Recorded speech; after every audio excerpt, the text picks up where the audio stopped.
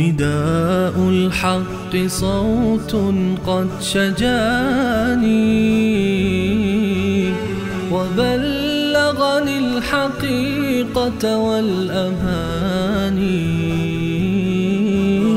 وكان لي السبيل إلى المعالي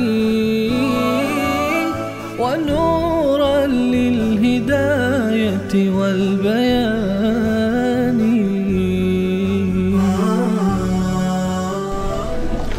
أعوذ بالله من الشيطان الرجيم. بسم الله الرحمن الرحيم. وكذلك أوحينا إليك قرآنا عربيا لتنذر أم القرى ومن حولها وتنذر يوم الجمع لا ريب فيه فريق في الجنة وفريق في السعير. ولو شاء الله لجعلهم أمة واحدة ولكن يدخل من يشاء في رحمته والظالمون ما لهم من ولي ولا نصير. صدق الله العظيم. اللهم صل على سيدنا وشفينا ومولانا محمد.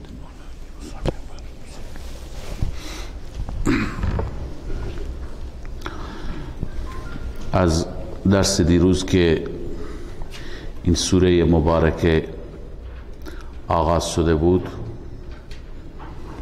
خدمت شما عرض کردیم که موضوع این سوره جواب یک شبهه‌ای هست، یک اشکالی هست و اون اشکال اینه که شما که میگویید غیر از خدا را نباید فریاد زد و نباید از غیر خدا استمداد طلبید، ما در بعضی کتابها این مطلب را با چشم میبینیم. این مطلب در بسیاری از کتابها ثابت شده هست که خداوند عزوجل در جواب فرمود كذلك يوحي إليك وإلى الذين من قبلك الله العزيز الحكيم. اللهی که عزیز الحکیم هست اون به صورت کامل وحی که فرستاده به سوی شما و به سوی پیشینیان. مطلب اینه که وحی شما مشترک است، هیچ فرقی و هیچ تفاوتی با هم ندارند. ان هذه امتكم امه واحده و انا ربكم فاعبدون. همه انبیا دینشون یکی هست، خلاصه اون دین و انا ربكم فاعبدون، من پروردگار رب و معبود شما هستم، فقط منو عبادت کنید. بس الله تعالی اینو میگه. البته اینجا بیان میشه که رسول اکرم صلی الله علیه و سلم که برای این مهم فرستاده شد با قرآن و کتابی به زبان عربی، اما به خاطر اینکه همه عالمیان را، اطراف ام القرى و من حولها، تمام کسانی که اطراف ام القرى هستند اونها را بترسوند و اونها را بیم بده، برای اونها پیام خدا را برساند. از اینجا ثابت میشه که رسالت رسول الله صلی الله علیه و سلم برخلاف بقیه انبیا منطقه‌ای نیست، قومی نیست. هر پیغمبری برای یک قوم مبعوث میشد یا برای یک شهر یک منطقه، یک روستا. اما رسول الله صلی الله علیه و سلم رسالتش جهانی، بین المللی و همگانی هست، برای همه هست. در این آیه شریفه همین اعلام میشه. و کذالک، این کاف هم مثل کاف های گذشته برای بیان کمال است. وقتی که برای بیان کمال باشد معنیش این هست که از کمال ما هست، از کمال ما هست که اوحینا الیک قرآنا عربیا، ما وحی کردیم، فرستادیم به سوی تو ای محمد صلی الله علیه و سلم قرآنی که به زبان عربی هست. این نعمت خداست، کتاب را به زبان خود مخاطبین فرستاده. اما هدف از ارسال، فریضه رسول چیه؟ لتنذر ام القرى و من حولها، تا که به وسیله این قرآن بترسانی باشندگان ام القرى را. ام القرى به مکه مکرمه میگویند. چرا به مکه مکرمه ام القرى میگویند؟ چون در مرکز است، در وسط است. بقیه قرى و شهرهای جزیره العرب تمام از هر طرف مکه را محاصره کرده. و اگر ما نگاه بکنیم از نظر جغرافیایی در تمام عالم هم مکه در وسط است، در مرکز است. علمایی که مناطق را، بالخصوص علمای فلکیات، مناطق دنیا را از نظر رؤیت ماه و غیره، از نظر تولد ماه، رؤیت ماه، به 3 بخش تقسیم کردند. یک بخشی که منطقه شماره 1 هست، طرفهای آمریکا و کانادا. یک بخشش شماره 2 هست، در وسط واقع میشه که سرزمین عربستان اینجا واقع هست. و یک بخشش شماره 3 هست یا منطقه 3 هست که بلاد ارز کنم آسیایی، اما آسیای دور مثل پاکستان و هندوستان و برو اون طرفتر، بیشتر به طرف شرق اینا هستند. و این مناطق امکان داره که از نظر رؤیت بین منطقه اول و منطقه سوم مثلا 2 روز فاصله باشد.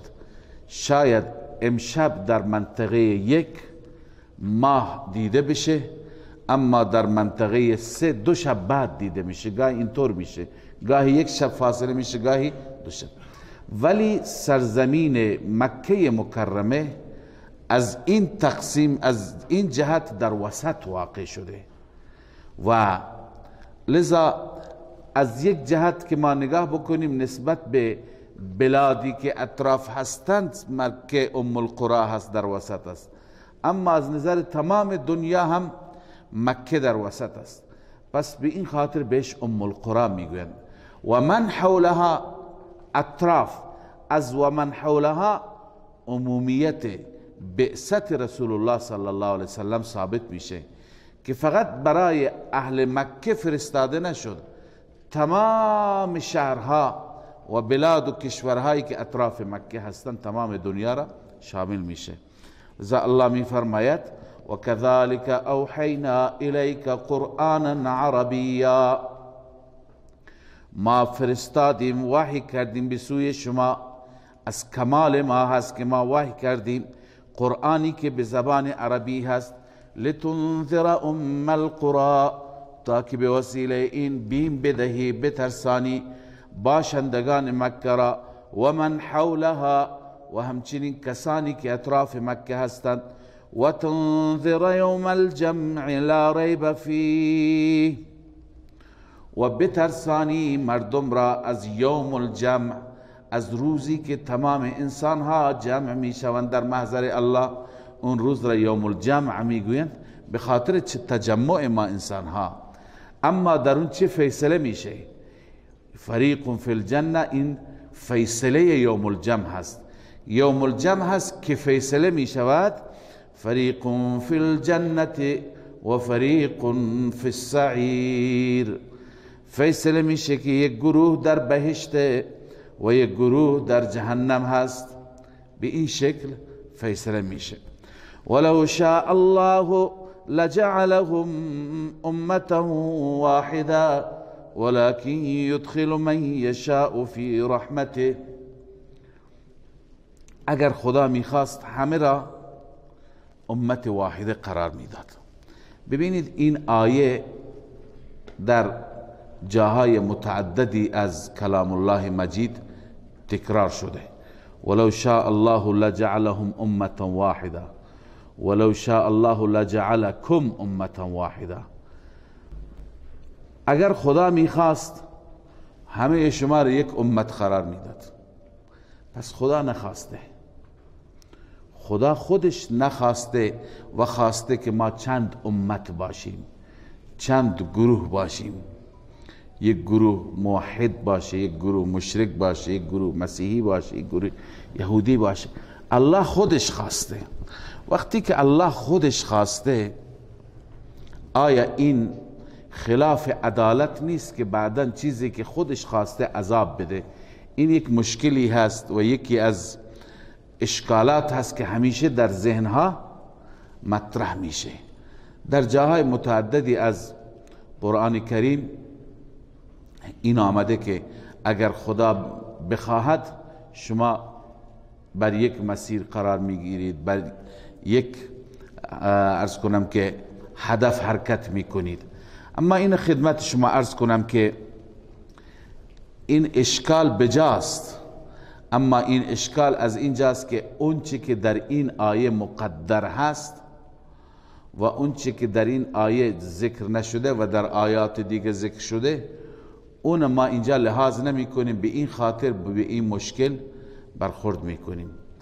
ببینید در این رابطه من خدمت شما توضیح میدم که در آیه دیگر که در سوره مائده هست، اونجا اینطوره: ولو شاء الله لجعلكم امة واحده ولكن ليبلوكم.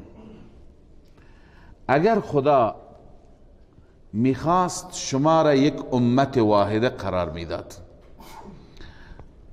یعنی همه شما موحد میشدید، همه شما مسلمان شدید، اما اینو نخواست. چرا نخواست؟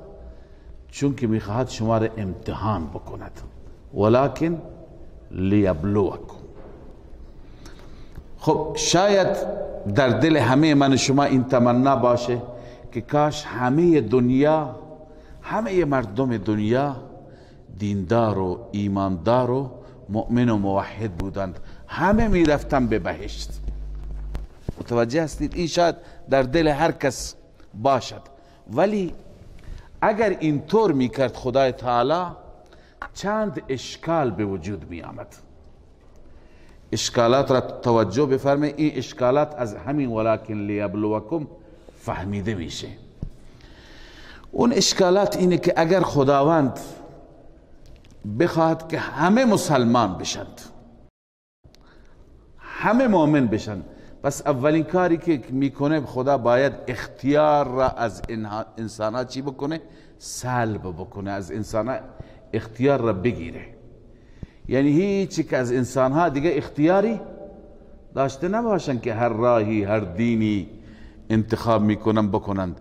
باید هرچی خدا میگه و مجبور میکنه همونه بگیرند. اون وقت همه مجبورن میشدن مؤمن، همه میشدن مؤمن، چون که انسان دیگه از خودش اختیاری نداره. پس اولین اشکالش این میشد که اون ایمان میشد ایمان جبر. اون ایمان چی میشد؟ ایمان جبر. پس خدای عزوجل اینطور نخواسته که همه را وادار بکند، چون اگر خدا بخواهد همه را چی میکند؟ وادار میکند.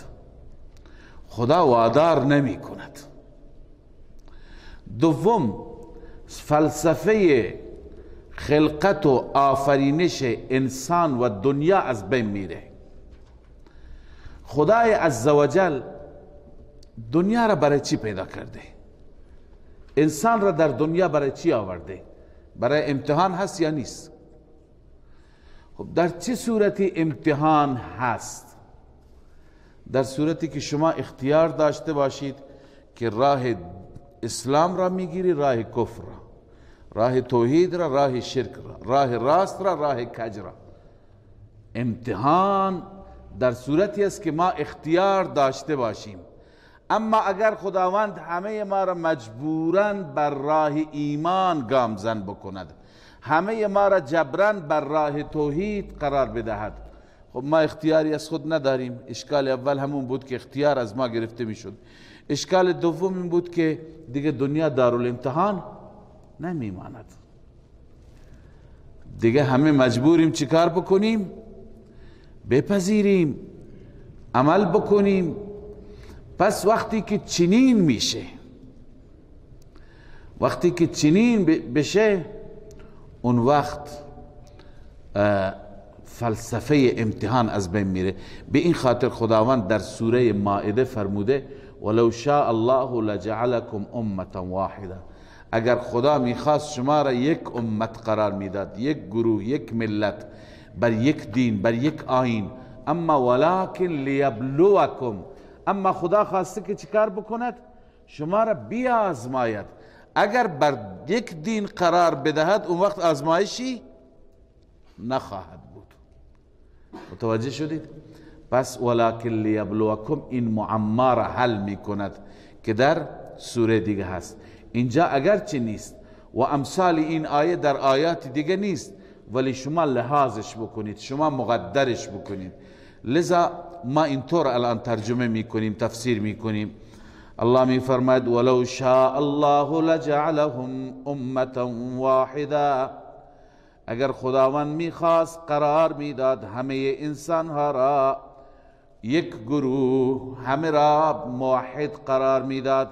اما الله این کار را نکرد به خاطر اینکه همه مجبور نشند، ایمان جبر نشه، و به خاطر اینکه امتحان از انسان گرفته بشه، امتحان مورد امتحان واقع بشه. ولکن لیبلوکم ولکن یدخل من یشاء فی رحمته. اما خداوند داخل میگرداند کسی را که بخواهد در رحمتش، کسی را که خدا بخواد در رحمتش. ببین من یشاء، یشاء فاعلش الله است، یدخل من یشاء، من یشاء الله. اما بعضی به خاطر که این اشکال نشه فاعل یشاء را من قرار دادند، یعنی خدا داخل میگرداند، یعنی داخل ایمان میگه کسی که خودش بخواهد، کسی که خودش بخواهد. و ما یتذکر الا من ینیب و یهدی الیه من ینیب. هدایت چه کسی میشه؟ کسی که بخواهد، انابت داشته باشه. پس ولکن یدخل من یشاء فی رحمته. هر کسی که الله بخواهد یا هر کسی که اون خودش بخواهد، الله او را در رحمتش داخل می فرماید. والظالمون ما لهم من ولی ولا نصیر. اما ظالم ها نیست برای آنان هیچ نوع حامی و هیچ نوع کمک کننده. ظالمون یعنی مشرکون. پس کسی که بر مسیر توحید و ایمان باشد خدا حامی و نصیر اون هست. ام اتخذوا من دونه اولیاء. اینجا الله عزوجل مجددا زجر و سرزنش می فرماید. سرزنش می فرماید اون انسان هایی را که بجای اینکه از خدا استمداد بطلبند، بجای اینکه خدا را حامی و ناصر خودشون بدانند، اونها غیر خدا را میدانند. باز خدا توبیخ میکند ام اتخذوا من دونه اولیاء.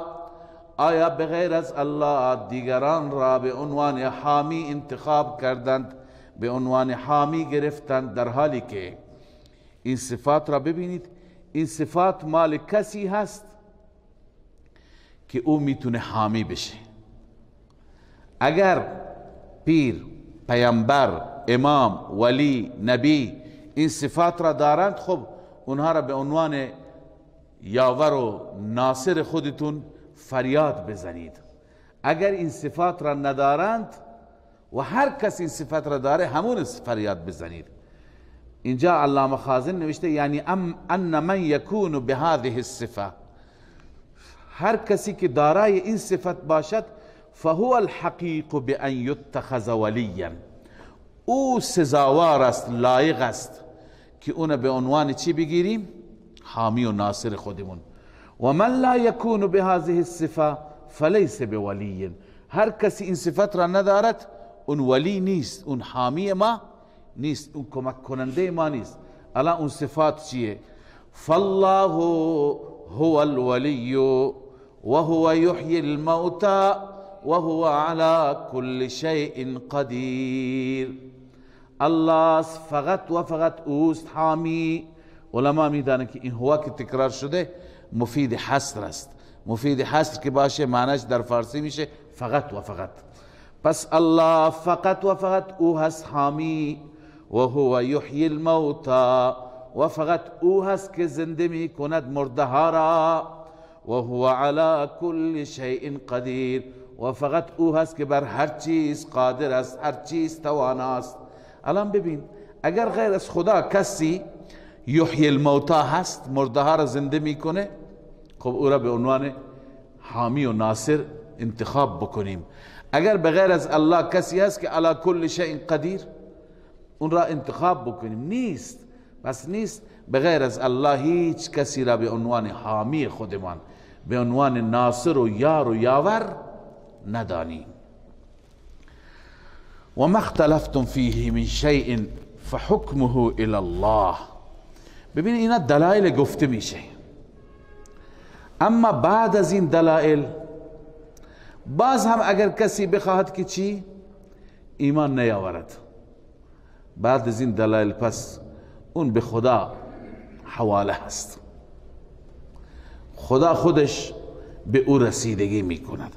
الله میفرماید و ما اختلفتم فیه من شیء. البته این سخن رسول الله است که الله حکایت میکنه. رسول الله به مشرکین این جنین گفت و ما اختلفتم فیه من شیء، آنچه که شما اختلاف دارید و اختلاف کردید در آن از هر چیزی با من محمد اختلاف کردید، فحکمه الی الله، فیصلهش را واگذار میکنم به خدا. خدا خودش بین من و شما فیصله بکند. چرا به خدا؟ ذالکم الله ربی علیه توکلت، اون الله هست که رب من است، فقط و فقط بر او توکل کردم. و الیه المصیر، فقط و فقط به سوی اوست رجوع، زمان رجوع در آخرت به سوی او برمیگردیم. فاطر السماوات والارض، اون ذاتی هست که خالق آسمان ها و زمین است، آفریننده آسمان ها و زمین است. اینا دلائل هستند. جعل لكم من انفسكم ازواجا، قرار داد برای شما از جنس خود شما همسر. ببینید بعضی اینجا از مفسرین دوچار اشتباه میشن، میگن جعل لكم من انفسكم ازواجا، خداوند از وجود خود شما همسر شما را پیدا کرد. اشاره میکنم به اون روایتی که میگه حوا از دنده چپ و پهلوی چپ حضرت آدم چی شد؟ متولد شد. میگه همسر شما را از خود شما پیدا کرد. خب حوا اگر پیدا شد، بقیه همسران ما که از ما درست نشدند. پس این به اون معنی نیست، بلکه من انفسکم اینجا به معنی من جنسکم هست. معنیش اینه که خداوند بر شما لطف کرده که از جنس خود شما برای شما همسر انتخاب کرد. یعنی شما انسانید، برای شما از انسان همسر انتخاب کرد. خدا به شما نگفت شما برای ادامه نسلتون برید با جنات ازدواج کنید، برید با یک نسل دیگه ازدواج کنید، بلکه جعل لكم من انفسكم ازواجا. ما داریم الله عزوجل در چند جای دیگه این آیه را ذکر می فرماید. مثلا در سوره اعراف است هو الذی خلقكم من نفس واحده وجعل فيها زوجها ليسكن الیها. خداوند شما را از یک نفس پیدا کرد و جعل فیها زوجها و همسرش را هم از همون انتخاب کرد، یعنی از همون جنس انتخاب کرد، از همون جنس انتخاب. در سوره روم الله میفرماید والله جعل لكم من انفسكم ازواجا. ای انسان ها، نعمت خدا بر شما این هست که خدا از خود شما همسرانی برای شما انتخاب کرد، یعنی از جنس شما، از نوع شما، نه اینکه از جنس دیگر. پس اینجا معنیش نیست که هر انسانی همسرش از وجود خودش پیدا شده. و من الانعام ازواجا، اینم دلیل. از چارپایان هم جفت جفت الله پیدا فرمود. یذرأکم فیه، که شما را خداوند منتشر می کند. فیه علما طلاب بدونند که مرجع فیه مصدر جعله هست، یعنی فی هذا الجعل، در این که شما را همسر همدیگه قرار داد، به این وسیله خداوند شما را منتشر می کند، یعنی نسل شما را زیاد می کند. یزرعکم فیه، منتشر می کند شما را فیه، یعنی فی الجعل، در این که شما را قرار داده همسر همدیگر، زوج. لیس کمثله شیء، لذا چنین خدایی هست، چنین خالقی هست، مثل او هیچ چیزی نیست. ذات رب العالمین بسیار حساس، بسیار بالاتر از اون چی که من و شما بتونیم اونه وصف بکنیم. به این خاطر به صورت اجمال همین قد گفته میشه که مثل او هیچ چیزی نیست. و هو السمیع البصیر، اما صفاتش را ذکر می‌کنه. و هو السمیع لكل شیء البصیر بكل شیء، اون ذاتی است که هر چیز را میشنود، هر چیز را میبیند. لذا اینجا اوصاف الله هستند. شما درباره این خدا اختلاف میکنید. له مقالید السماوات والارض، فقط و فقط برای اوست، در اختیار اوست کلیدهای آسمان ها و زمین، یعنی کلید خزائن آسمان و زمین به دست الله است. پس بعضی از انسان ها را میبینیم خدا زیاد داده، بعضی را کم داده، چرا به همه برابر نمیده؟ الله میفرماید که این حکمتش پیش خداست، خدا به هر صورتی که بخواهد میده. یبسط الرزق لمن یشاء و یقدر، الله فراخ می کند رزق را برای کسی که بخواهد و تنگ می کند برای کسی که بخواهد. انه بكل شیء علیم، همانا اون ذات به هر چیز علیم هست، به هر چیز علیم. واقعا خدا میدوند. شما اگر فکر بکنید چرا خدا به همه نداده، بعضی نتایج خوب گیرتون میاد. مثلا بنده عرض میکنم مثال هایی که بعضی از آیات اشاره کرده، بعضی از حکمت ها را ما میدونیم، بعضی را ما نمیدونیم. الله میفرماید در یک جای در سوره زخرف، انشاءالله میخوانیم 3-4 روز دیگه به اونجا میرسیم.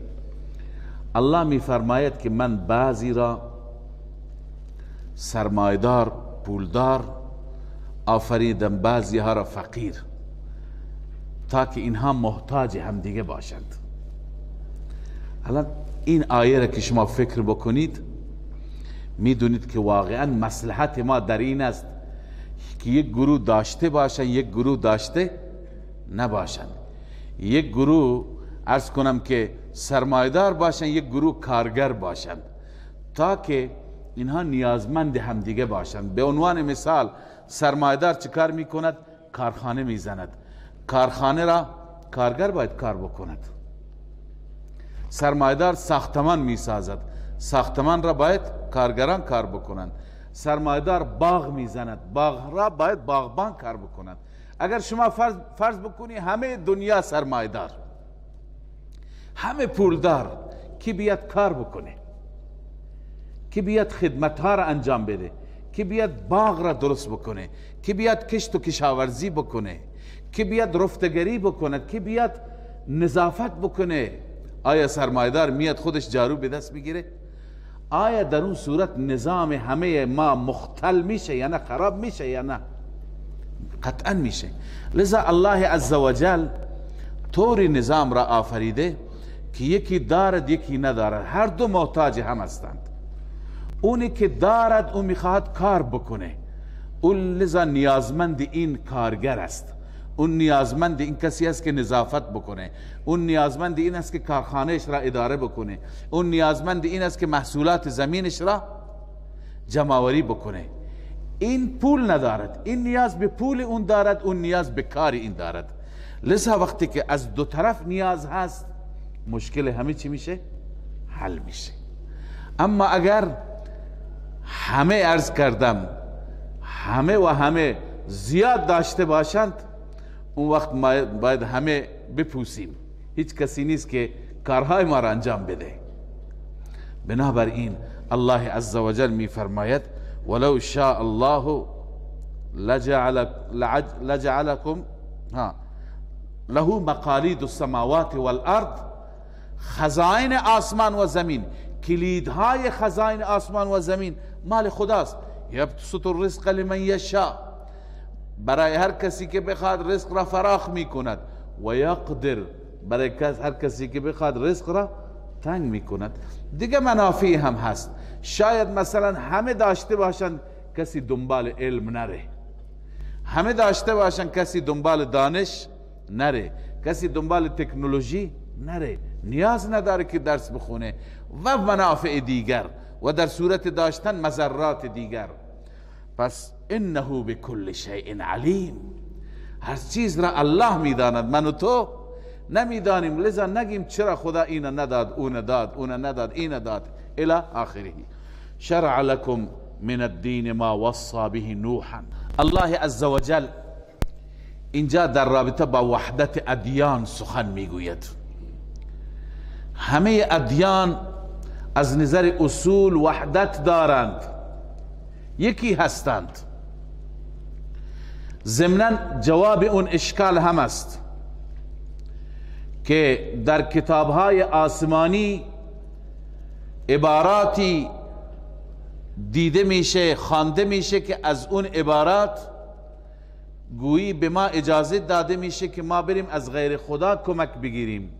الله میفرماید نه خیر، شریعت شما، دین شما همون چیزی است که بر نوح نازل شد. نوح را ما وصیت کردیم، ابراهیم را وصیت کردیم، موسی را، عیسی را، همه را.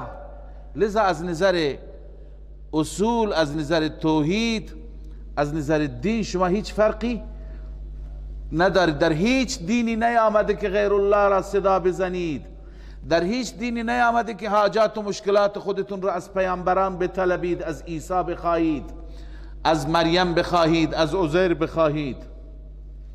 لذا وحدت ادیان هست. الله می فرماید شرع لكم من الدین، مشروع فرمود، تعیین فرمود الله برای شما از دین، ما وصى به نوحا، آنچه که وصیت کرد به آن نوح را، والذی اوحینا الیک، آنچه که ما وحی کردیم به تو ای محمد رسول الله. ببینید این آیه هست که در این آیه اسم 5 پیامبر آمده. بیشتر میگویم پیامبران اولوالعزم اینها هستند. یکی نوح، ما وصى به نوحا والذی اوحینا الیک، به تو ای محمد رسول الله صلی الله علیه وسلم. این دوتا شد. و ما وصینا به ابراهیم و موسی و عیسی، آنچه که ما وصیت کردیم به آن هم ابراهیم را، هم موسی را، هم عیسی را، به همه یک چیز گفتیم. اون چی بود؟ ان اقیموا الدین ولا تتفرقوا فیه. اینی که همه رسول داشتند این بود که ان اقیموا الدین، دین خودتون را چی کنید؟ قائم کنید، دینتون را راست کنید. یعنی دین عبادت فقط برای خدا باشد. تفسیر جلالین روی این نوشته الذی جاءت به الرسل كلهم اون چیزی که همه رسول اون آوردند، پیامی که همه رسول حامل اون پیام بودند، عبادت الله وحده لا شریک له.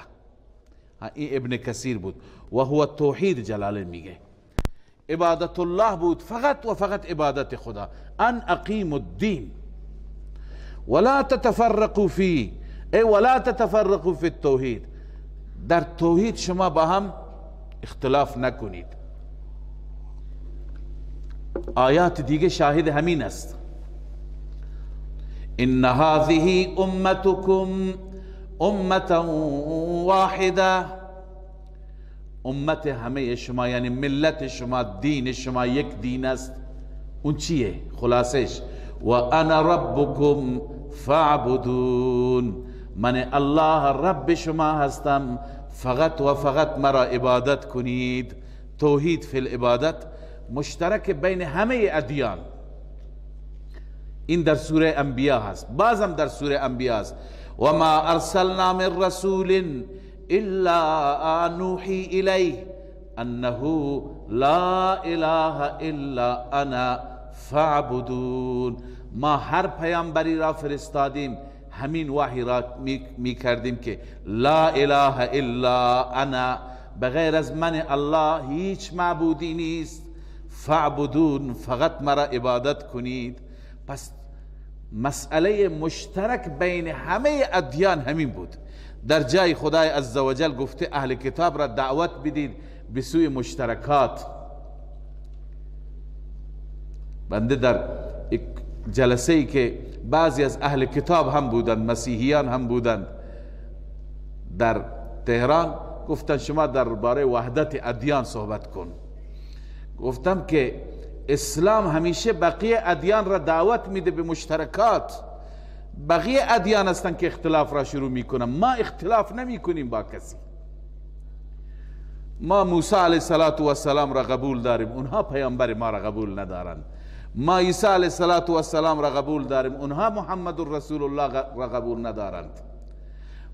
به ما قرآن تعلیم داده که لا نفرق بین احد من رسوله، بین هیچ یک از رسول الله از نظر ایمان ما فرق قائل نیستیم. همه رسول الله هستند، همه فرستاده الله هستند، اونها هستند که فرق قائل هستند. و حتی اهل کتاب را، یهود را، نصارا را قرآن، کتاب مقدسی که ما بهش ایمان داریم، دعوت میده، میگه بیایید به طرف مشترکات. قل یا اهل الكتاب تعالوا الى كلمة سواء بیننا و بینکم.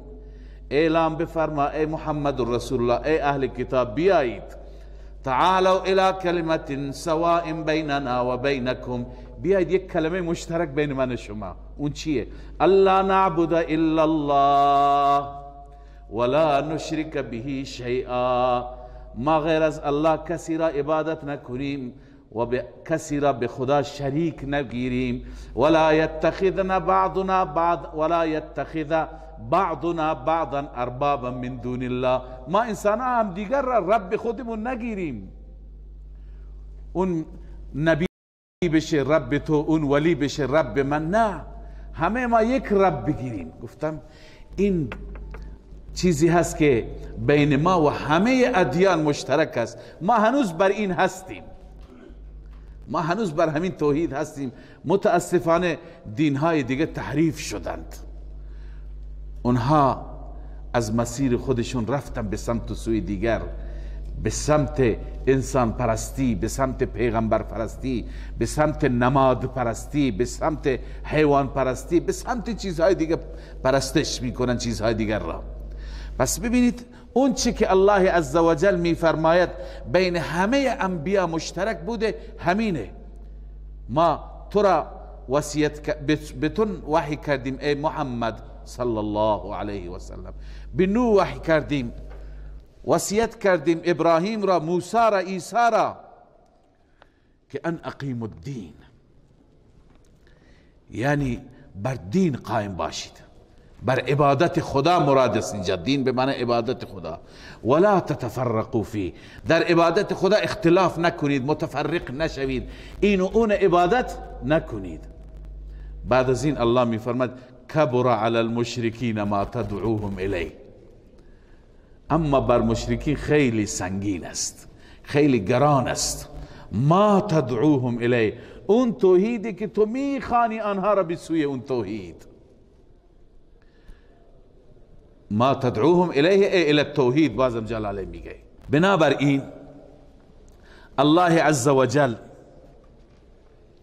حال میفرماید الله یجتبی الیه من یشاء، خداوند انتخاب میکند به سوی خودش، بر میگزیند کسی را که بخواهد. اما خدا نگاه میکنه چه کسی خودش واقعا هم میخواد.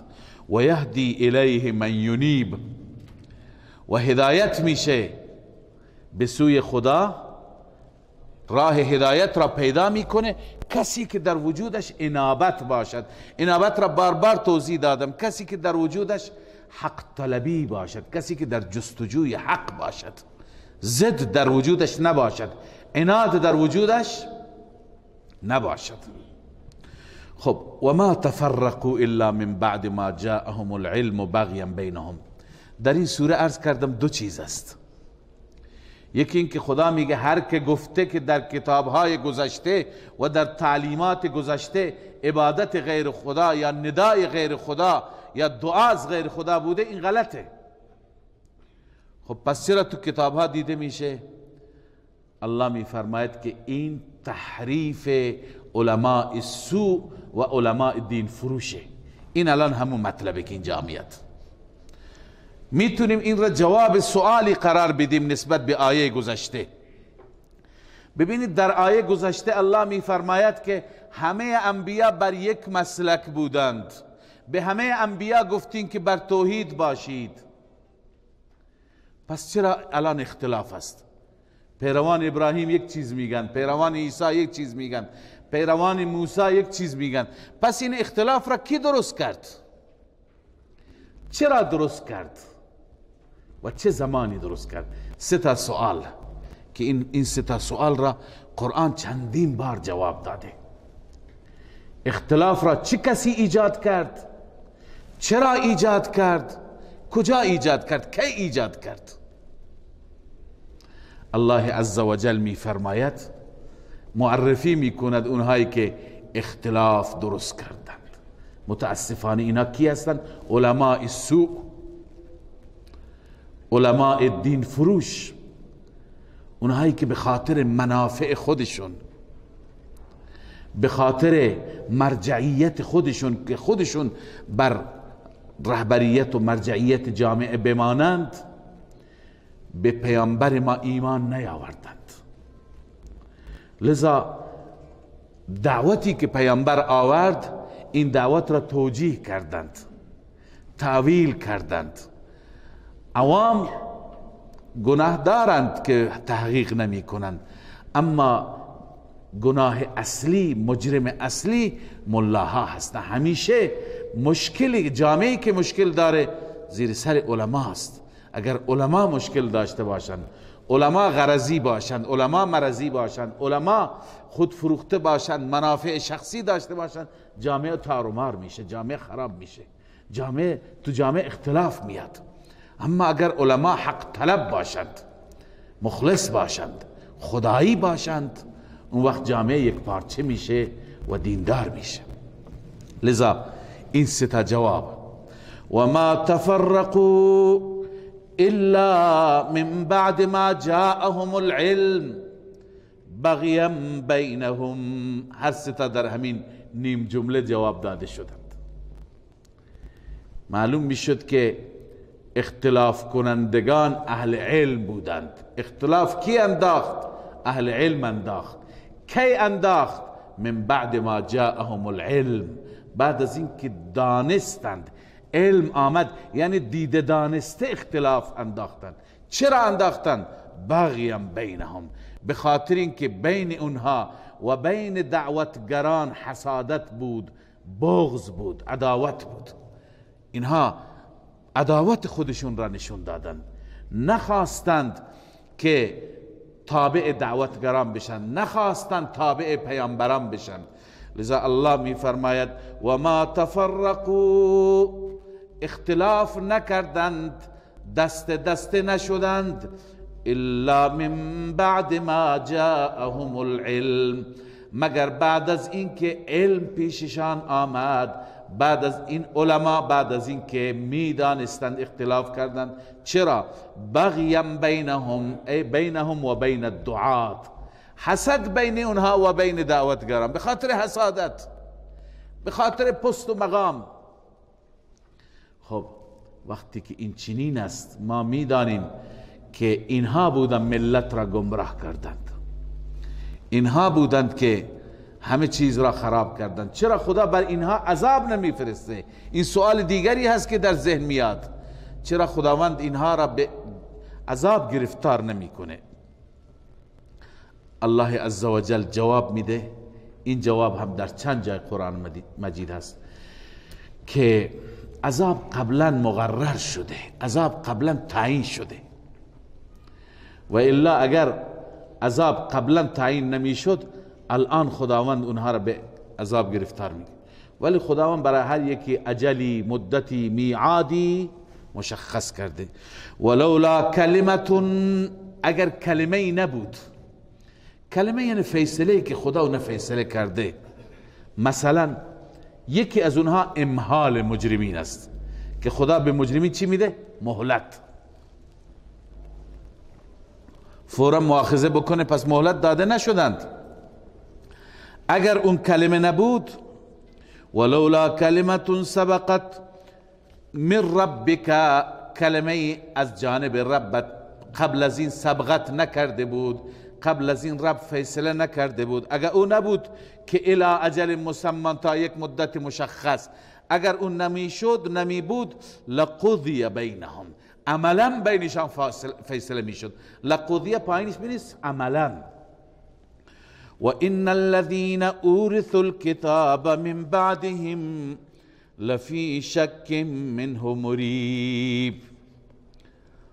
الان مختلفین فی الحق را بیان می‌فرماید. اینا که اختلاف دارند همین وارثان کتاب هستند، اهل کتاب، کسانی که خودشان را وارث دین موسی و دین عیسی می‌دانند، همانا کسانی که اورثوا الکتاب، کتاب به ارث داده شدند، بعد از اونها لفی شک منه مریب، در شکی از آن هستند سرگردان، هنوزم سرگردان هستند.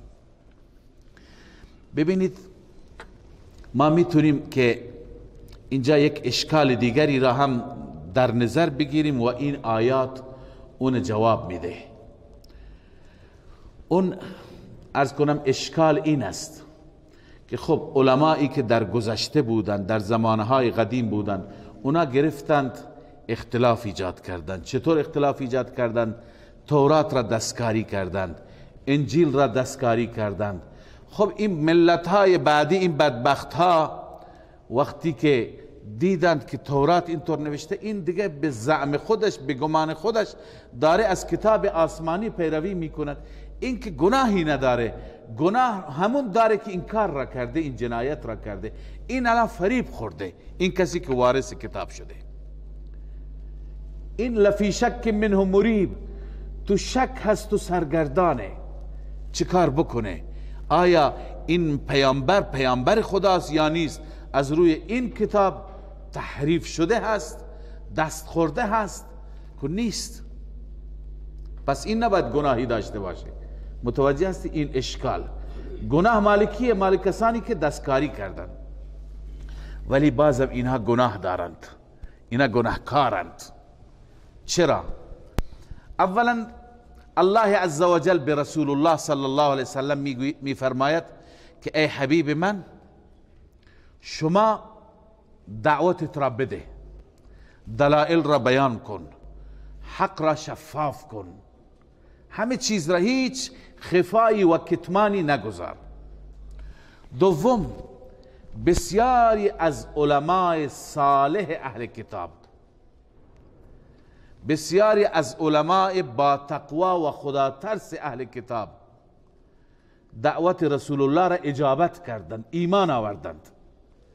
مثل عبدالله ابن سلام یهودی بود، مثل عدی ابن حاتم مسیحی بود، مثل نجاشی که مسیحی بود، مثل تمام علمایی که اطراف نجاشی بودند که قرآن میگه هر وقتی که کلام خدا را شنیدن گریه کردند. اذا سمعوا ما انزل الى الرسول ترى اعینهم تفیض من الدمع.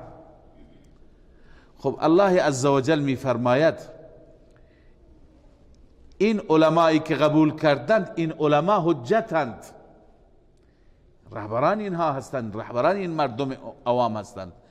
خب پس وقتی که اونها ایمان آوردند، اونها پذیرفتند، اونها تسلیم شدند، حجت اینها باطل است دیگه، اینها عذری ندارند. اینا میبینن که علمایشون ایمان آوردند، میبینن که علمایشون تسلیم شدند. پس الله میفرماید فلذلك فادعوا. اینجا طریق فوز و اصول موفقیت را خدا بیان فرموده. به همین خاطر که ملاها آمدند و اختلاف ایجاد کردند، لذا ای رسول من، ای حبیب من، تو دعوتت را ادامه بده، استقامت کن. فلذلك فادعو، به همین خاطر تو دعوت بده آنان را. واستقم کما امرت، همان گونه که امر شدی، همان گونه که دستور داده شدی استقامت کن. ولا تتبع اهواءهم، دنبال خواهشات اونها و هوای نفس اونها نباش، پیروی نکن از خواهشات اونها. هرگاه که از تو چیزی میخواهند در جوابشون چی بگو؟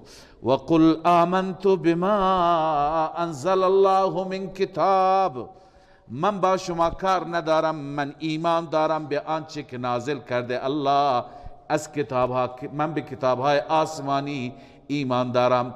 و امرت لأعدل بینکم، و من دستور داده شدم که بین شما عدالت کنم. فی التأویلات والاختلافات، تفسیر مهایمی نوشته ملاهای شما آیات خدا را تعویل میکنند، توجیه میکنند، تحریف میکنند. من آمدم که عدالت بکنم، حق را به شما بگم. بله، الله ربنا و ربکم، بیان عدل. الله ربنا و ربکم، الله رب ماست و رب شماست. لنا اعمالنا و لکم اعمالکم، برای ما اعمال ماست و برای شما اعمال شماست. یعنی چه؟ لنا اعمالنا فی عصرنا و لکم اعمالکم فی عصرکم. اون زمان که زمان دین شما بود عمل شما مقبول، اما امروز که نوبت دین ما هست این عمل مقبول است، نه اون چی که شما بگید. لنا اعمالنا و لکم اعمالکم لا حجت بیننا و بینکم. لا حجت بیننا و بینکم را دو تفسیر کردند. بعضی گفتند لا خصومت بیننا و بینکم، لا جدال بیننا و بینکم، دیگه بین من و شما جنگی نیست، خصومتی نیست، درگیری نیست، دلایل را ببینید. بعضی گفتند نه، حجت به معنی دلیل است. معنیش اینه که بعد از این همه دلایل که برای شما بیان کردم، بعد از کتاب الله دیگه حجتی نیست، حجت بر شما تمام شد. لا حجت بیننا و بینکم. لذا الان با توجه به این دلائل باز هم شما اهل کتاب قبول نمی کنید. الله یجمع بیننا و الیه المصیر. الله فقط و فقط بین ما جمع می کند ما را در روز قیامت و میگه که کی بر از ما حق کی باطله، و فقط به سوی الله است رجوع، بازگشت. والذین یحاجون فی الله من بعد ما استجیب له. این جواب همون اشکال است که عرض کردم که بعد از این که پیشینیان تحریف کردند، گذشتگان جابجا کردند، دستکاری کردند تو کتابها، اینهایی که الان بعداً آمدن در عصرهای بعدی آمدن، اینا گناهشون چیه؟ الله می فرمد والذین یحاجون فی الله، کسانی که درگیرند، کسانی که بحث میکنند، کسانی که محاجه میکنند، مناظره میکنند درباره الله، یعنی فی توحید الله. من بعد ما استجیب له، بعد از اینکه این توحید پذیرفته شد برای اون، یعنی از طرف علمایشان، از طرف علمایشان. بقیه علما مثل عبدالله ابن سلام وقتی که پذیرفته شد، الان اونهایی که الان بحث میکنند حجتهم داحضة عند ربهم، نزد پروردگار حجت اینها باطله. داحضه، دحض لغزندگی و لیز خوردن را میگن، یعنی باطله، پوچه. و علیهم غضب، اینهایی که باز هم بر ضد هستند و هنوز درگیرن، بر اونها غضب و خشم خداست. ولهم عذاب شدید، برای اونها عذاب شدید است. حال بعد از اینکه الله عزوجل خشم و غضبش را بیان کرد درباره کتاب و درباره قرآن مجید، الله تعالی بیان می فرما فضیلت قرآن را که ما این کتاب را نازل کردیم، بر این کتاب عمل کنید. الله الذي انزل الكتاب بالحق والميزان، الله آن ذاتی هست که کتاب را به حق نازل کرد. والمیزان واو تفسیری است، یعنی کتاب خودش میزان، کتاب ترازوه. ببین به وسیله ترازو هر چیز سنجیده میشه یا نه، سبک و سنگین میشه یا نه. به وسیله این کتاب حق و باطل ترازو میشه. شما به وسیله این کتاب حق را هم میشناسید، باطل را هم میشناسید، میسنجید. پس الله عزوجل کتاب را نازل فرمود و به حق نازل فرمود و با میزان، عدالت، ترازو. و ما یدریک لعل الساعة قریب. حال این تخویف اخروی است، کسی که قبول نکند برایش عذاب است. خب این عذاب کیه؟ اون قیامت کی هست؟ الله می فرما و ما یدریک، خبر داری، یعنی تو خبر نداری، تو خبر داری شاید قیامت قریب است،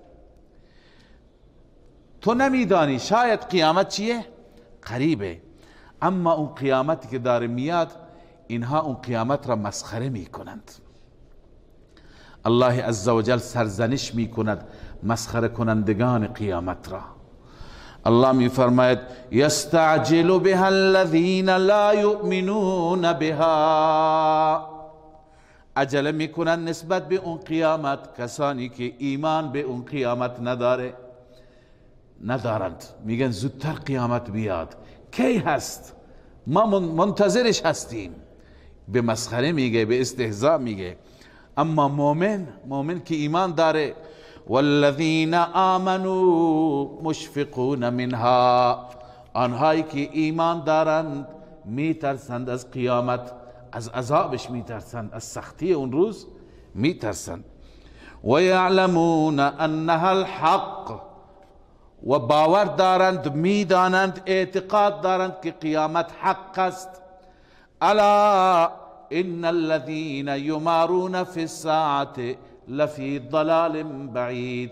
الله می فرماید خبردار، آگاه باش، آنانی که درباره قیامت شک دارند، الذين يمارون في الساعة، درباره قیامت شک دارند، لفی ضلال بعید، اینها در یک گمراهی هستند بسیار بدور از عقل، بسیار بدور از عقل. الله لطیف بعباده یرزق من یشاء و هو القوی العزیز. ببینید این هم یک جواب یک اشکال دیگه هست. اون اشکال اینه که اینایی که در قیامت را قبول ندارند، این ربطش هم است. اینایی که قیامت را قبول ندارند، اینایی که باور ندارند، اینها وضعشون بهتره از مؤمنین. حداقل وضع مالیشون، وضع معیشتیشون بهتر است. الان شما بررسی بفرمایید که در دنیایی که ما زندگی میکنیم وضع کفار، وضع معیشتی کفار، زندگی رفاهی کفار بهتر یا مسلمان ها؟ کفار خیلی وضعشون بهتره. چند کشور مسلمان هستن بسیار کوچک مثل کشورهای خلیج، دارن نفت، رفاهی دارن، ولی عموما مسلمان ها را نگاه کن، از ایران گرفته پاکستان، افغانستان، هندوستان، به این طرف برو، تاجیکستان و این آسیای میانه، مسلمان ها از نظر معیشتی وضعی ندارند. اما اروپا را ببین، بلا تشبیه مثل بهشتی ها زندگی می کنند. خب پس اینها مگر منکر قیامت نیستند؟ منکر توحید و یکتاپرستی نیستند؟ مگر اینها همه عیسی پرست نیستند؟ همه اینها صلیب پرست نیستند؟ همه اینها مشرک نیستند؟ هستند. اونا وضعشون بهتره. الله عزوجل اینجا می فرماید الله لطیف بعباده. جوابش همینه. خداوند نسبت به بندگانش لطیف است. لطیف دو معنا میتونه داشته باشه. یک لطیف از لطافت است.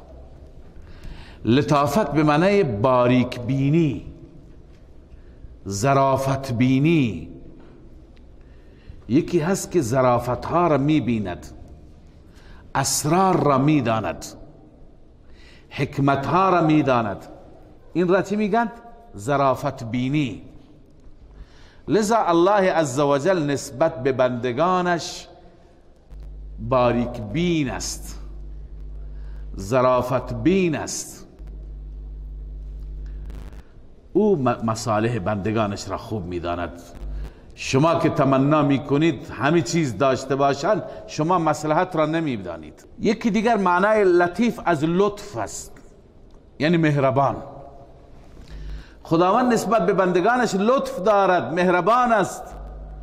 اون ذات مهربان میدوند خیرشون را، شما نمیدونید که شما اینطور تمنا میکنید.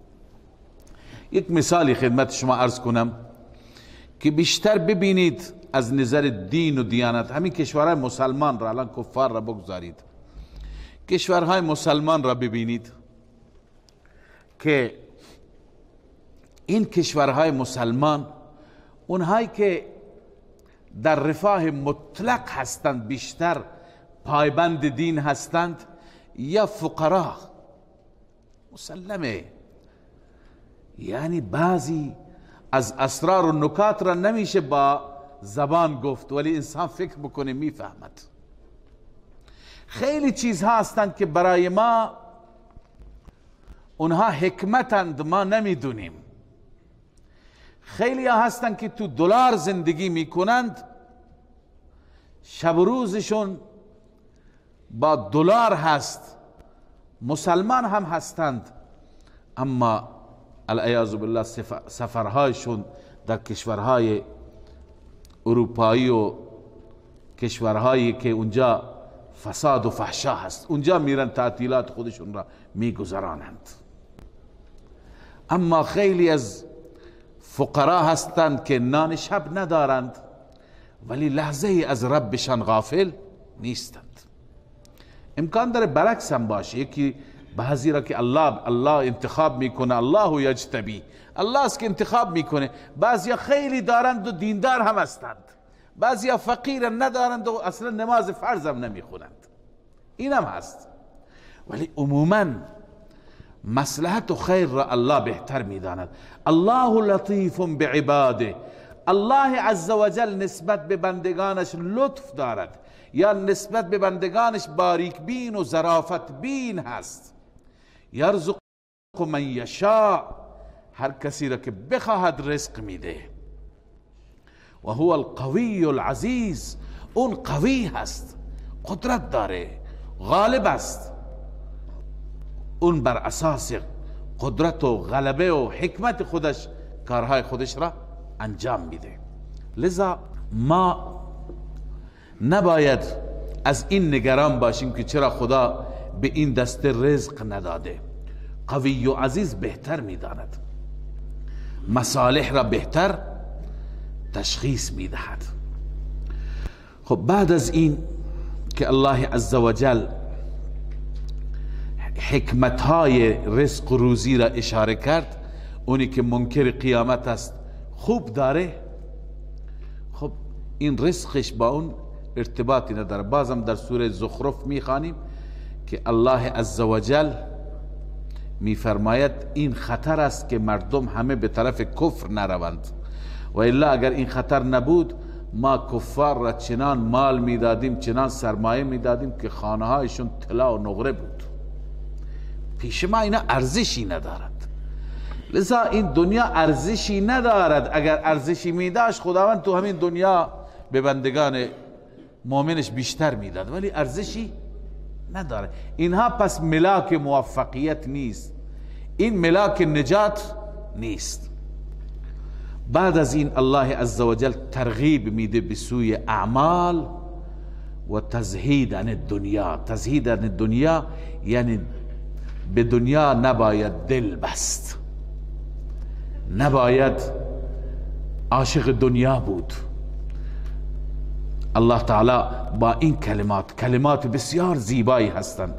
الله می فرماید من کان یرید حرث الاخره، هر کسی که اراده می کند کشت آخرت را، کشتزار آخرت را، نزد له فی حرثه، ما می افزاییم برای او در کشت او، در کشت زار او.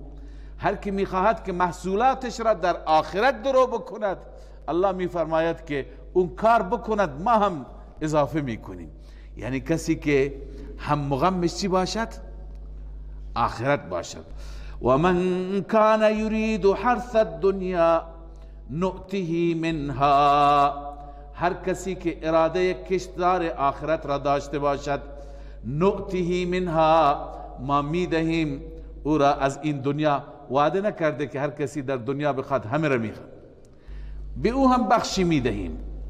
اما و ما له فی الاخرة من نصیب، اما برای اون در آخرت هیچ سهمی نیست.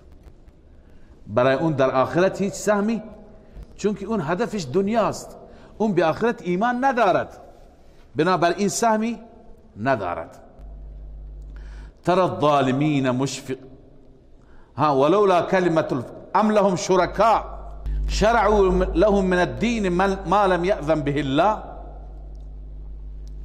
اینجا خدای عزوجل بعد از این میفرماید که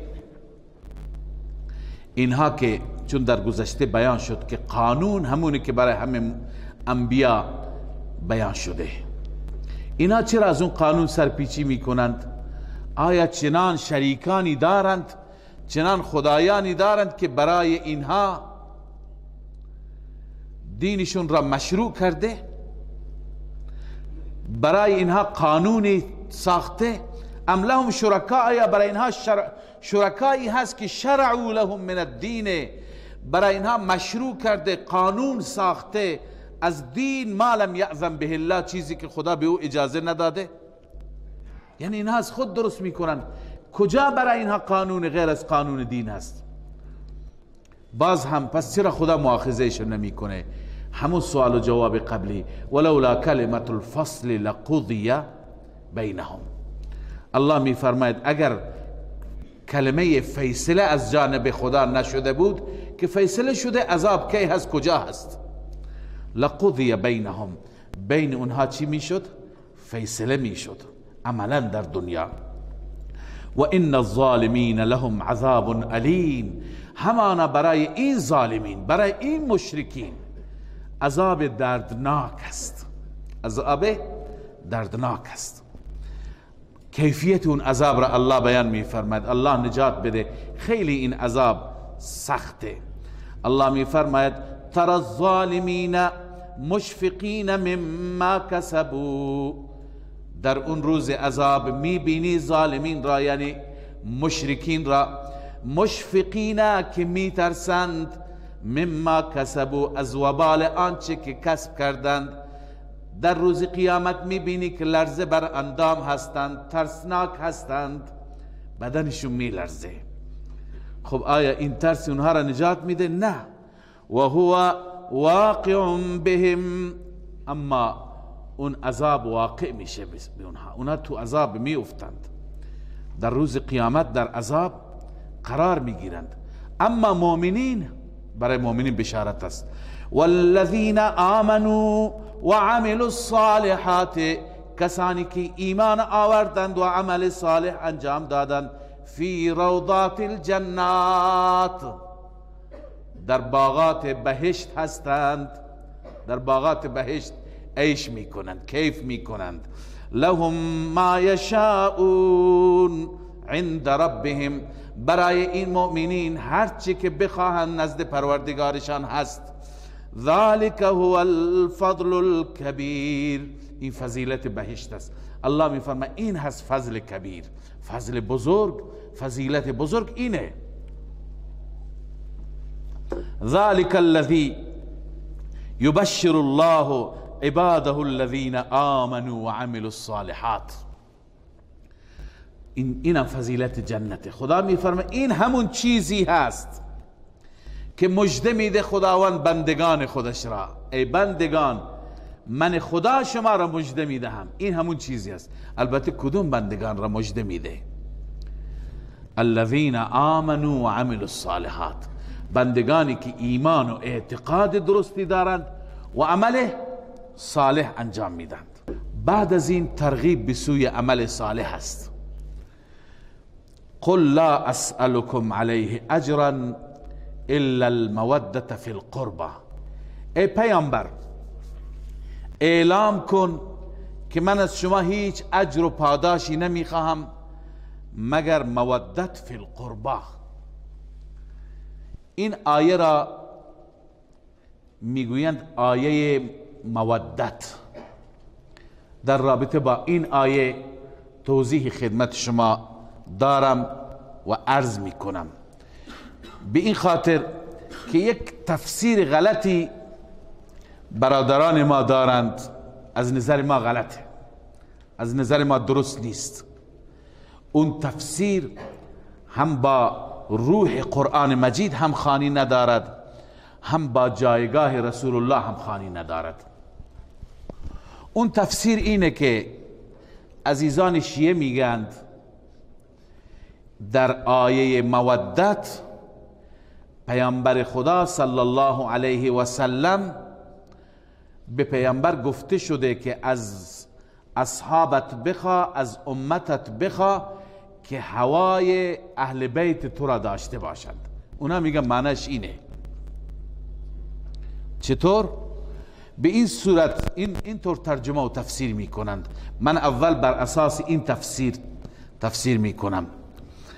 بگو ای پیغمبر لا اسألكم علیه اجرا، بر این تبلیغ من اجری دیگه از شما نمیخوام، الا المودة فی القربى، مگر با خیشاوندان من، با اهل قرابت من، با اهل بیت من مودت بکنید، دوستی بکنید. من از شما میخوام که با اونها دوست باشید، با اونها دوستی بکنید، محبت داشته باشید با اهل بیت من. محبت داشته باشید یعنی چه؟ یعنی حق اونها را به اونها بدهید. میگویند اشاره به این هست، کم کم اون طرفتر، نه، اشاره به این هست که حق اهل بیت اینه که بعد از من همه کار اونها باشند. بعد از من حق اونها اینه که مثلا بعد از من علی کرم الله وجهه باشد، بعد از من حسن باشد، حسین باشد، اون ترتیب باشد. دیگران نیاند اشغال نکنند جایگاه اونها را، مقام اونها را. خلاصه اون چیزی که اونها از این آیه برداشت میکنند و تفسیر میکنند اینه که پیغمبر به ملت بگو، به امت بگو، به مسلمانان بگو ای مسلمانان من از شما هیچ پاداشی نمیخوام الا المودة فی القربى، مگر با قرابت داران من، با خویشاوندان من محبت کنید، حقشون را بهشون بدهید، حقشون را پایمال نکنید. پس معنا آخر آیه با اول آیه هم خانی ندارد. چرا؟ چون که اول آیه میگه لا اسألكم علیه اجرا، من هیچ اجری بر این تبلیغ از شما نمیخوام، الا المودت، مگر یک اجر میخوام. معنیش همین شد دیگه، یک چیز میخوام. اون یک چیز چیه؟ با خویشاوندان من محبت کنید. خب پس پیغمبر اجر خواست اونطور که شما تفسیر میکنید، در حالی که همه پیامبران گفتن ان اجری الا علی الله، من اجرم را نمیخواهم مگر اجرم بر الله است، پاداش من را الله میده. بنابراین ما میگیم که این تفسیر یک تفسیر به رأی هست، تفسیری که از خود درست کردیم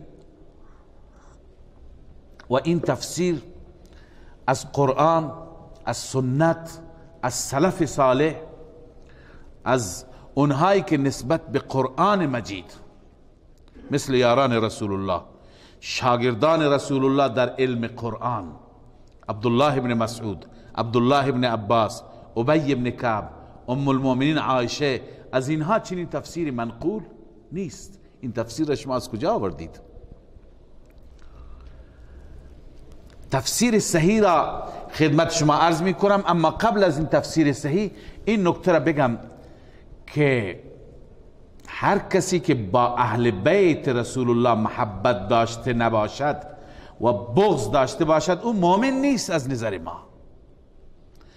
بحث محبت اهل بیت بماند به جای خود،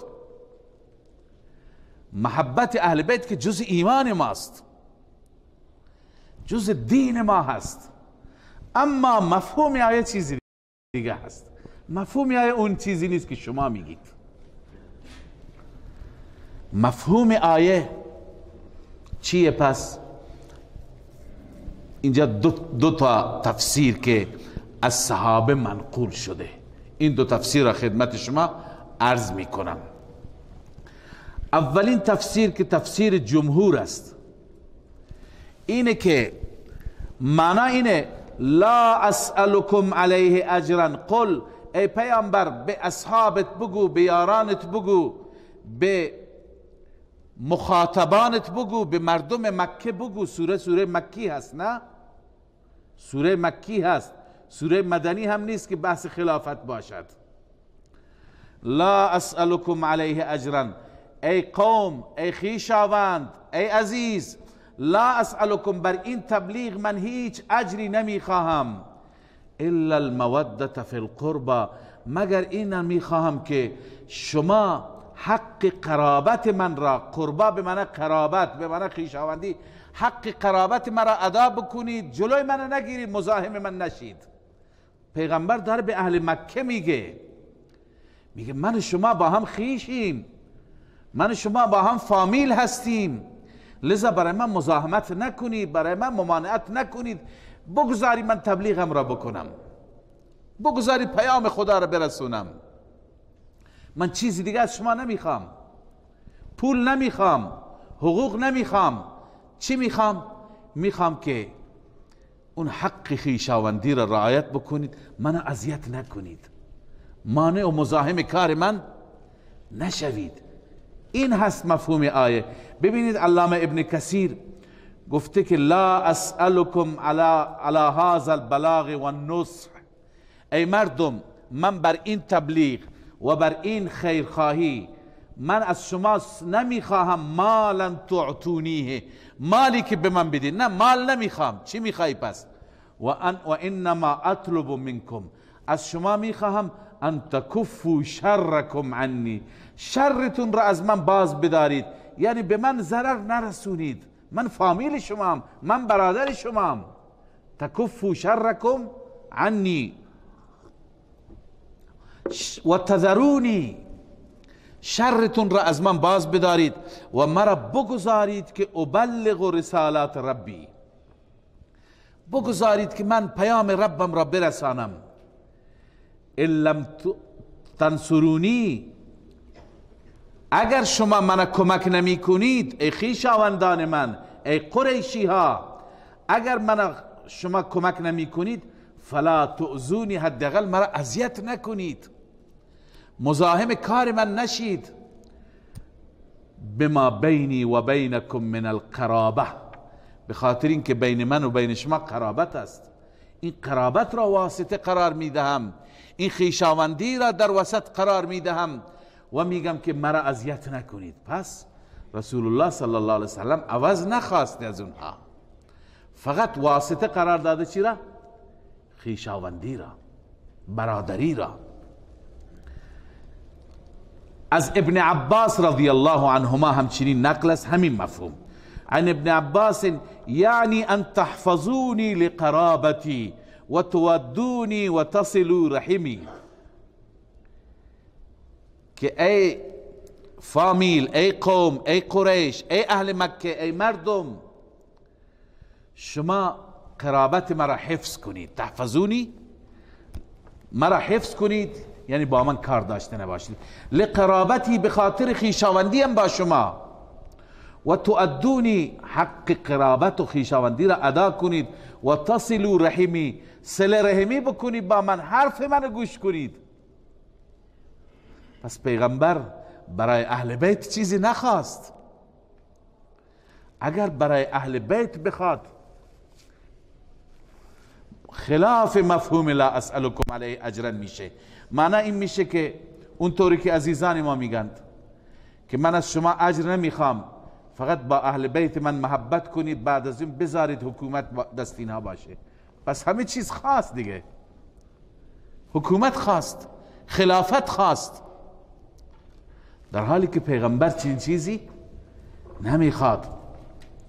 یا تفسیر قرطبی نوشته ان تؤدونی قرابتی منکم، از شما میخوام ای فامیل هایم که قرابتم را ادا کنید. ای تراعوا ما بینی و بینکم، بین من و بین شما خویشاوندی هست، این رعایت کنید. فتصدقونی، مرا تایید کنید، تصدیق کنید که من پیامبر خدا هستم. یعنی رسول الله صلی الله علیه و سلم در این فرمان خودش خویشاوندی را و قرابت را وسیله قرار میده که به وسیله اون بیاید حرف من گوش کنید، ایمان بیاورید. رسول الله ایمانشون را میخواهد، نه اینکه برای خویشاوندانش چیزی بخواهد، منصبی بخواهد، مقامی بخواهد. این بدور است از جایگاه رسول الله. شان رسول الله بالاتر است. پس رسول الله چه چیزی را از اونها میخواد؟ از اونها ایمان میخواد، از اونها میخواد که حرف حق را گوش کنید. خب این معنایی هست که جمهور همین پسندیده. الا المودة فی القربى، قربا به معنی چی؟ قرابت، خویشاوندی. تفسیر دوم که بسیاری از محققین هم گفتند و شیخنا حضرت حسین علی رحمه الله هم همین تفسیر ترجیح داده، و اگر شما تدبر بفرمایید ما قبل آیه و ما بعد آیه به ذهنتون میرسه که همین تفسیر درستی هست. اونم اولی هم درسته، اینه که اینجا القربا به معنای تقرب. القربا به معنی چی؟ تقرب، نزدیک شدن با خدا، قرب خدا حاصل کردن. مثل زلفا هست نه؟ ما نعبدهم الا لیقربونا الی الله زلفا. مشرکین میگفتن ما خدایان را عبادت نمی کنیم تا ما را به خدا نزدیک بکنند. پس زلفا و قربا هر دو به معنی چی؟ به خدا نزدیک شدن. پس تفسیر آیه چی میشه؟ مفهوم آیه چی میشه؟ این میشه که ای پیامبر، طبق تفسیر دوم، به این قوم بگو من از شما اجر دیگه نمیخوام مگر این میخوام که محبت داشته باشید و قرب خدا را حاصل کنید. محبت و مودت داشته باشید، با من محبت داشته باشید، از این طریق به خدا برسید. قل ان کنتم تحبون الله فاتبعونی. لذا از شما اینو میخوام. ببینید که این تفسیر را تفسیر خازن ذکر کرده، از ابن عباس، از حسن بصری، از قتاده منقول است. الا ان توادوا الله وتتقربوا الیه بطاعته.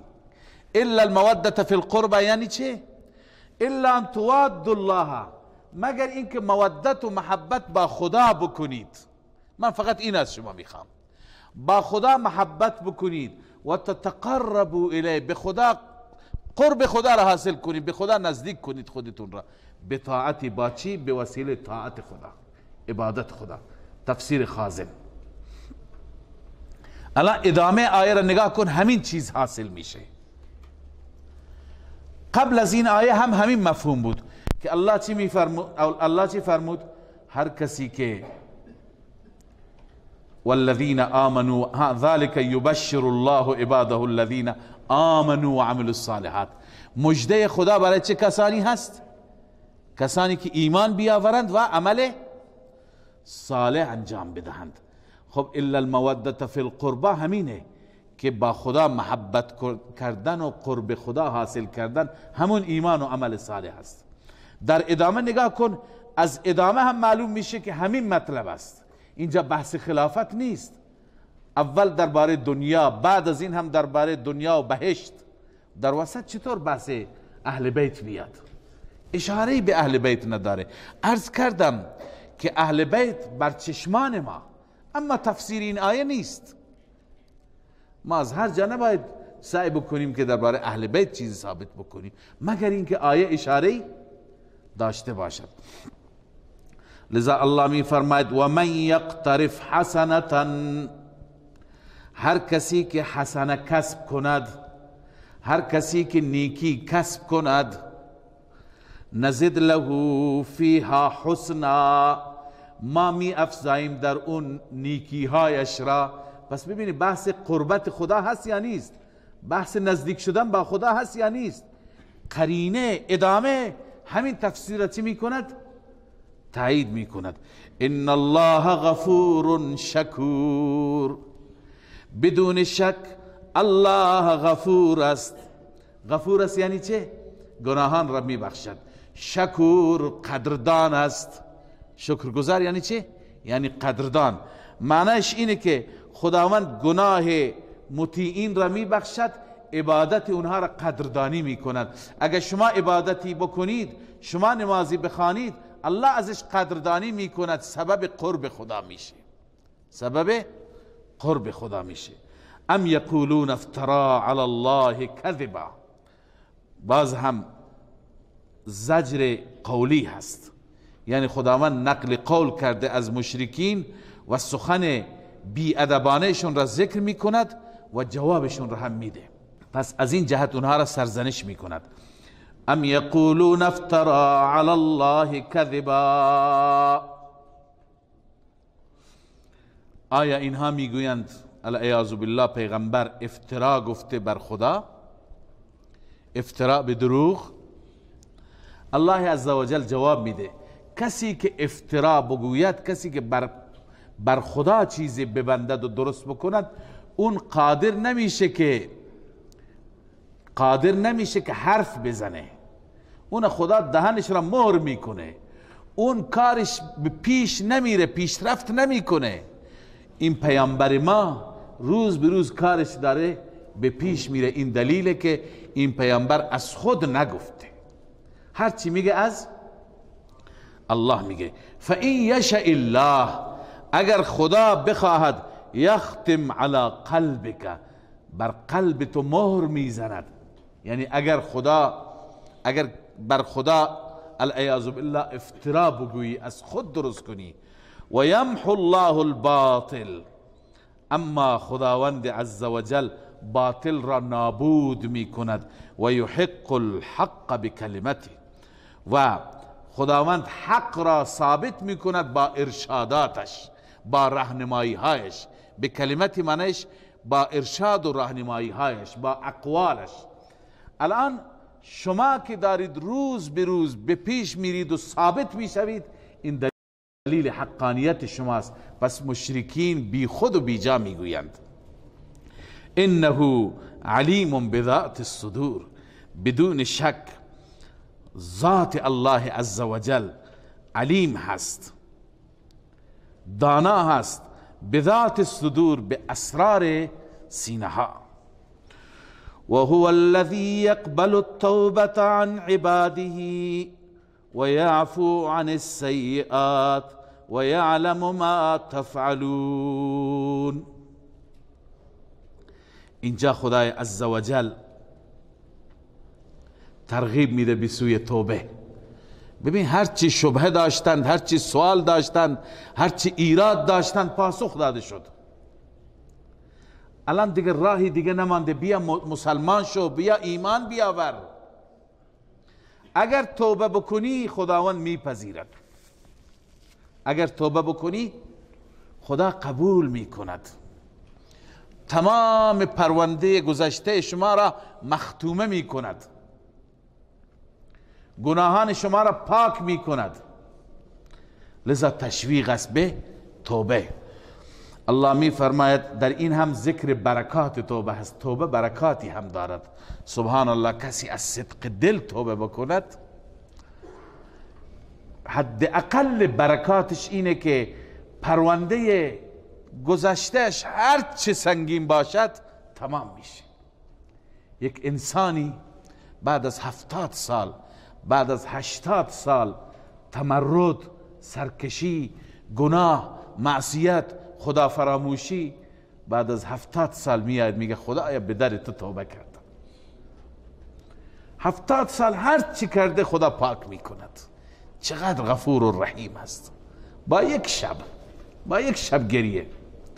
دوستی تعریف میکرد یه جای جماعتی رفته بود، یک کسی را از ثروتمندان دعوت داده بود.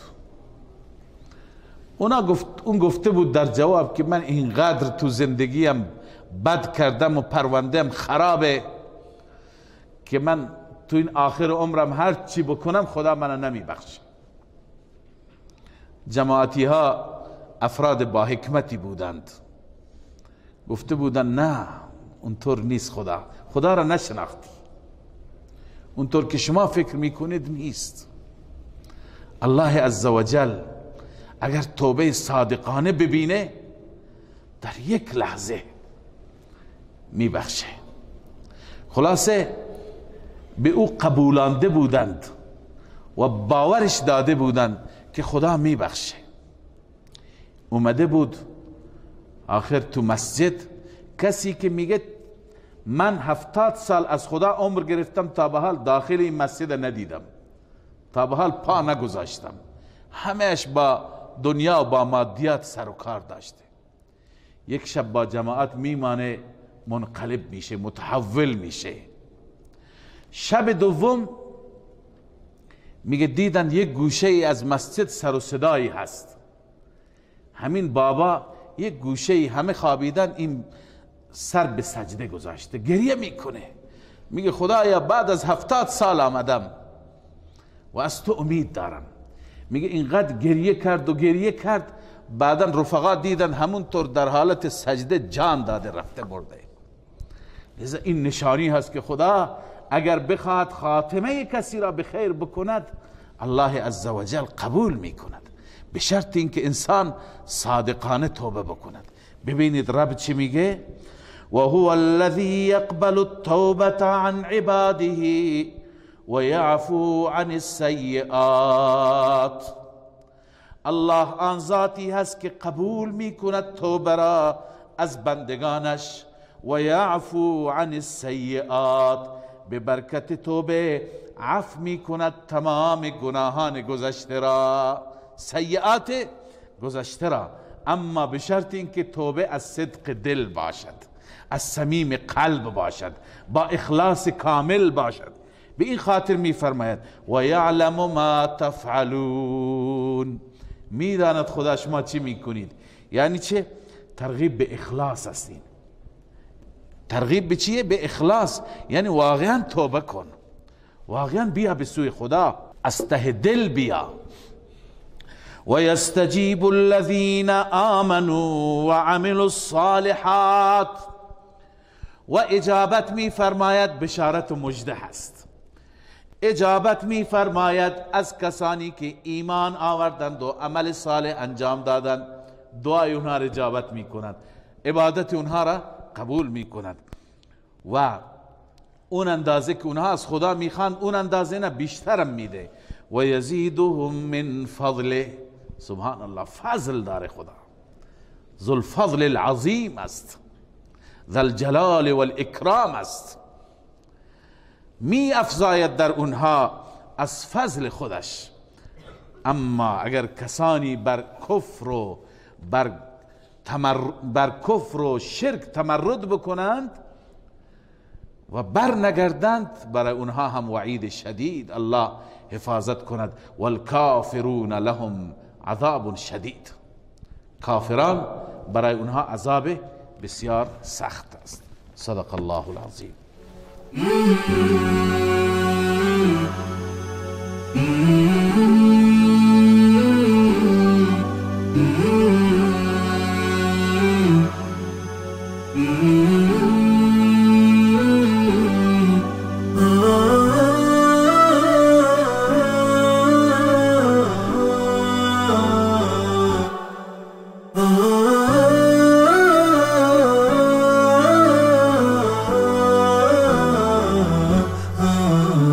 نداء الحق صوت قد شجاني